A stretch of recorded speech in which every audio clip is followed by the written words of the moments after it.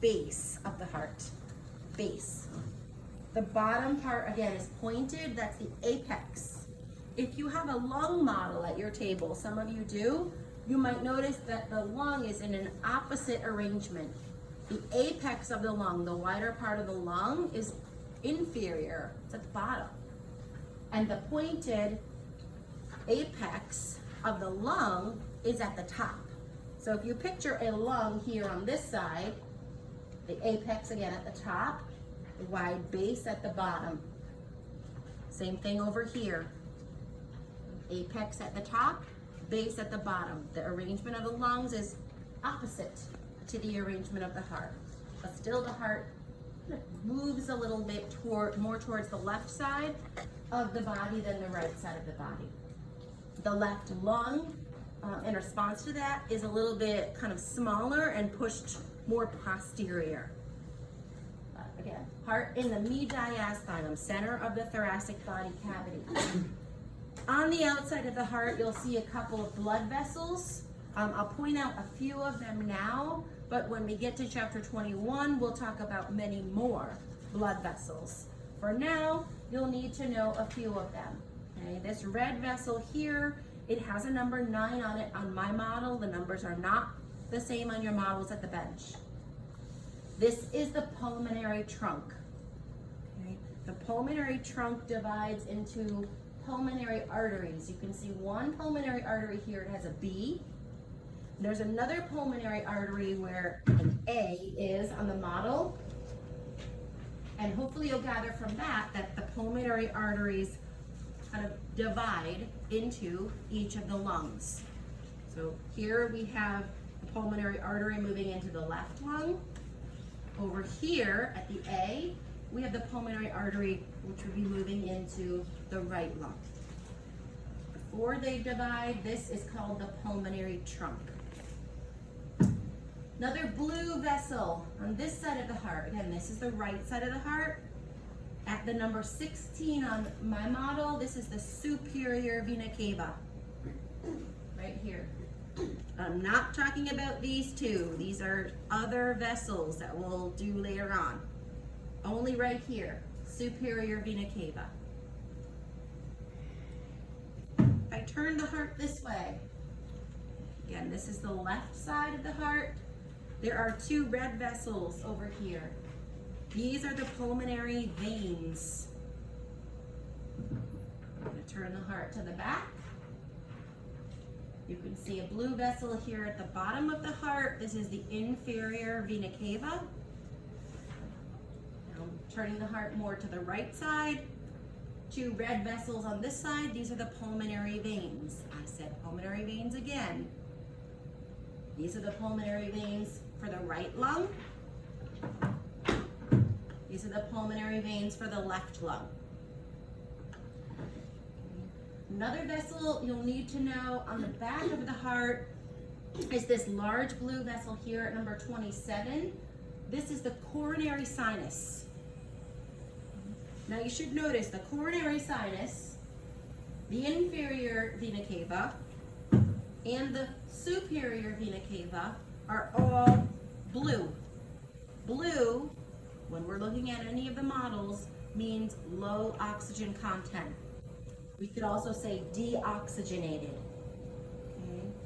Low oxygen content blood goes to the lungs to get oxygen, then comes back to the heart highly oxygenated. The vessels that are red are carrying highly oxygenated blood. Like this one, this is the main artery of the body, the aorta. Largest artery in the body. Actually, all of the arteries are branches off of the aorta. So, definitely carrying highly oxygenated blood, and this vessel is carrying that blood away from the heart to the rest of the body. The pulmonary veins, the left pulmonary veins and the right pulmonary veins are also carrying oxygenated blood. They carry that oxygenated blood from the lungs, where it just picked up oxygen, to the heart itself. And then the heart will pump that blood out to the rest of the body through the aorta. So our heart obviously is a pump. It's pumping low oxygen content blood to the lungs to get oxygen, and it's pumping high oxygen content blood out of the heart to the body to deliver that oxygen. We look at the inside of the heart. This heart opens a couple different ways. You'll see that there's 4 chambers in the heart. There's 2 upper chambers, which we call atria, and 2 lower chambers, which are ventricles. So A, atria, V, ventricle. The A's are on top of the V's. Atria are the top chambers, ventricles the lower chambers. In between the atria and the ventricles are these white colored structures on the model. They're valves. Valves help to direct the flow of blood from the atria to the ventricles, and they help blood from not going backwards, not going from the ventricles backwards into the atria. We don't want backward flow of blood in the heart. Okay, we'll start off with the first chamber here on the right side. This is the right atrium. In the right atrium, you can see a couple of things. You can see first up here the opening of the superior vena cava. At the bottom, you can see the opening of the inferior vena cava. The superior vena cava brings low oxygen content blood from the upper parts of the body into the right atrium. The inferior vena cava, which was down here, brings low oxygen content blood from the lower parts of the body up into the right atrium. So deoxygenated blood from the body moves through the vena cava into the right atrium.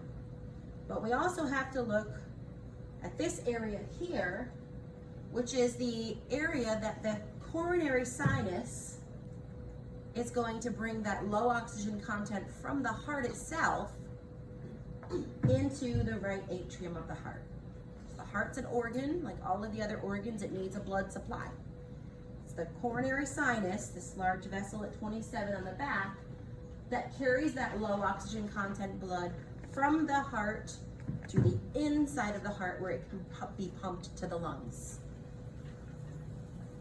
Let's see, so we're in the right atrium. Now we're going to move through the valve into the right ventricle. The valve on the right side of the heart here has a number 35 on it.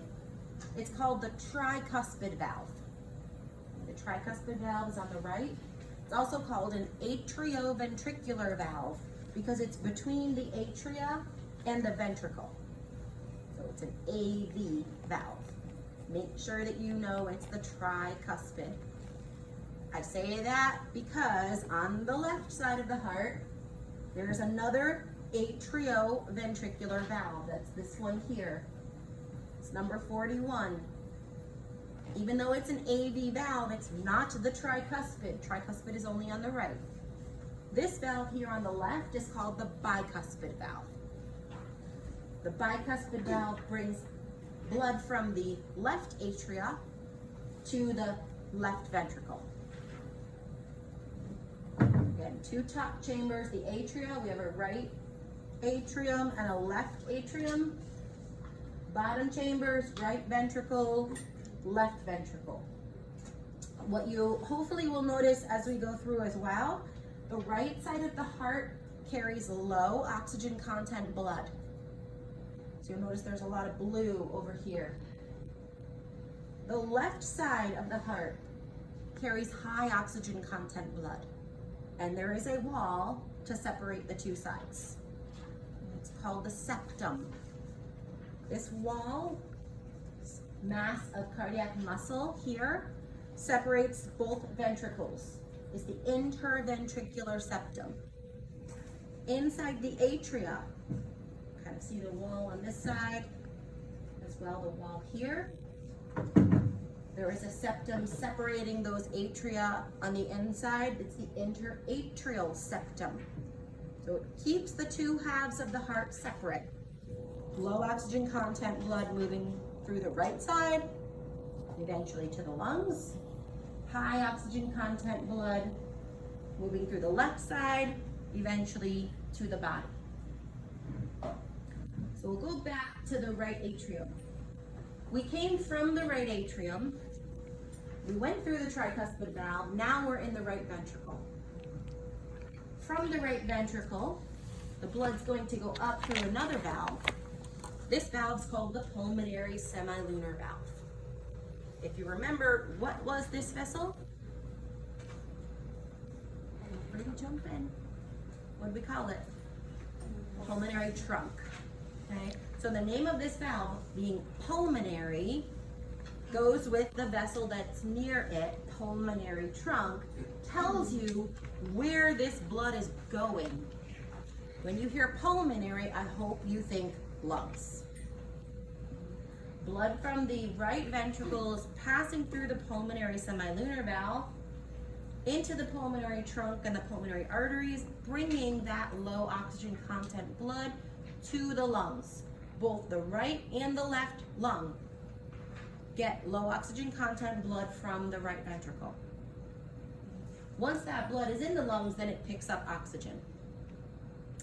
Now that it's oxygenated, high oxygen content, we can then follow that high oxygen content blood from the lungs back to the heart.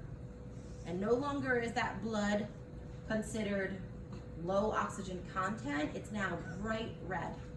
High oxygen content blood has a coloration that's very bright red. Low oxygen content blood actually is colored a maroon, a dark red color. It's not blue. Even though we draw blue here, it's not blue. It's like dark red.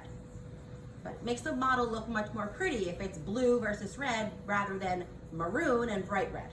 Okay, so that's the distinction. But we've got this high oxygen content now, our bright red blood leaving the lungs and going to the heart through these vessels, both sides of the heart. Okay, the right pulmonary veins and the left pulmonary veins are bringing that high oxygen content blood into the heart, and it's moving into the heart into the left atrium.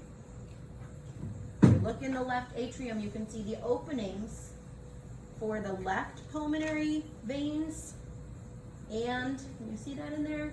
The openings for the right pulmonary veins as well. Both the right and left pulmonary veins bring that high oxygen content blood into the left atrium. From the left atrium, we're passing through that AV valve. This one is the bicuspid valve. Bicuspid is only on the left. You also might know this valve as the mitral valve. Heard of mitral valve prolapse? You might have heard of this valve. So moving high oxygen content blood from left atrium to left ventricle. Now from the ventricle, we're going to pass through another valve, and this valve's a little hard to see. I'm going to move the bicuspid as much as I can out of the way so that you can see the aortic semilunar valve. It has a number 45 on it if you're going to come back and look at this after. Okay. Large white valve. It kind of looks like it has 3 spaces on it. Maybe that's a little bit better of view. So here is the aortic semilunar valve, bringing that high oxygen content, bright red blood into the aorta. From the aorta, now we can move that high oxygen content blood to all the other areas of the body. Up to the upper regions of the head, the neck, and arms, and so on. Or we can move it down through the thoracic body cavity, into the abdominal pelvic body cavity, and so on. Questions on the heart model so far?